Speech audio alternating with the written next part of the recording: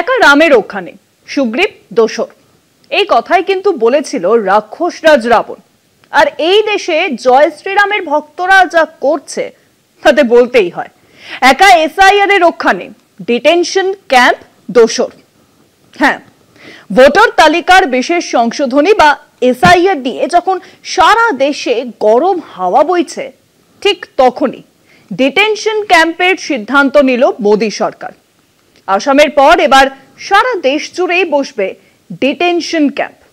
কেন্দ্রীয় স্বরাষ্ট্র মন্ত্রকের নির্দেশ মতো এই ক্যাম্প তৈরি করতে হবে পশ্চিমবঙ্গেও। অনুপ্রবেশকারীদের গতিবিধি নিয়ন্ত্রণ করতেই নাকি এই বিজ্ঞপ্তি জারি করেছে অমিত শাহের মন্ত্রক। সিএএতেও সংশোধনী এনে জানানো হয়েছে 2024 সাল পর্যন্ত যেসব হিন্দু, জৈন, পার্সি, শিখ, খ্রিস্টানরা ভারতে ধর্মীয় কারণে আশ্রয় নিয়েছেন তারা নাগরিকত্বের জন্য আবেদন জানাতে পারবেন। কিন্তু প্রশ্ন যে এখানে, নাগরিকত্ব দেওয়ার জন্য মানুষের ধর্ম দেখা হবে কেন? ঠিক এই ইস্যুতেই তীব্র আপত্তি জানিয়েছেন বিরোধীরা।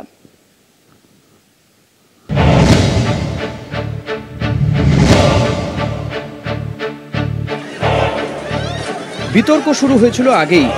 অসমে যখন ডিটেনশন ক্যাম্প তৈরি হয়েছিল তখন তার বিরুদ্ধে সোচ্চার হয়েছিল বিরোধীরা। এর মধ্যেই ভোটের আগে বিহারে শুরু হয় এসআইআর। বাংলাতেও তা শুরু হবে বলে প্রস্তুতি শুরু করেছে নির্বাচন কমিশন।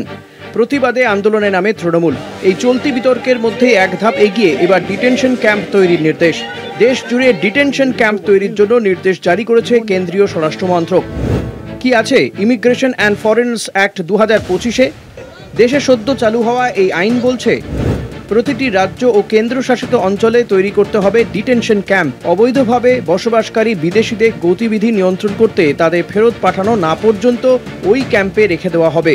কোনো সন্দেহভাজন ব্যক্তিকে ডিটেনশন ক্যাম্পে পাঠাতে পারবে ফরেনার্স ট্রাইব্যুনাল।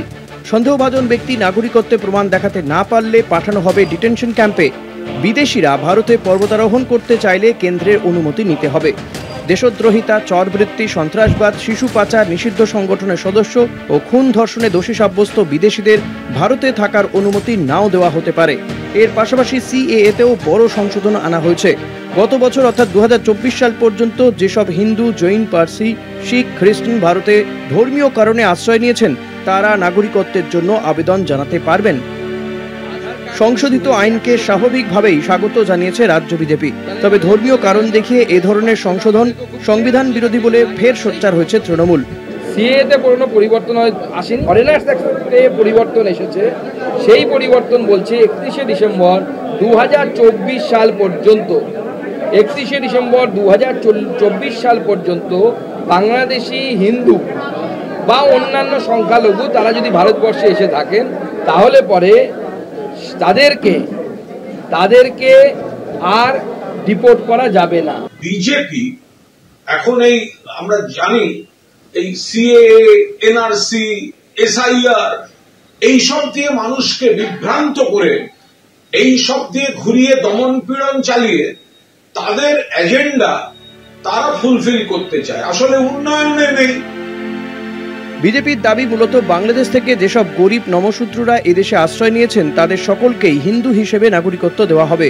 অন্যদিকে অনুপ্রবেশকারীদের দেশ ছাড়তে হবে। ধর্মের ভিত্তিতে এই ভাগাভাগি নিয়েই প্রতিবাদে সোচ্চার হয়েছে তৃণমূল থেকে কংগ্রেস। এ ব্যাপারে তারা 1955 সালের নাগরিকত্ব আইনকে সামনে আনছেন। ওই আইনে কোনো ধর্মের কথা উল্লেখ ছিল না। 2019 সালে সংশোধিত আইনে এই ধর্মের কথা সামনে আনে বিজেপি। এনআরসির নামে অসমে তৈরি হয় ডিটেনশন ক্যাম্প। ইন্ডিয়া জোটের দাবি মুসলিমদের কোণঠাসা করতেই এই উদ্যোগ মোদী সরকারের। ভিন রাজ্যে বাংলা বলায় যেসব বাঙালি আটক হচ্ছে তাদের দুর্ভোগ বাড়াতেই কৌশলে আনা হয়েছে এই আইন, আর তাই চলছে বিতর্ক। কলকাতা টিভি।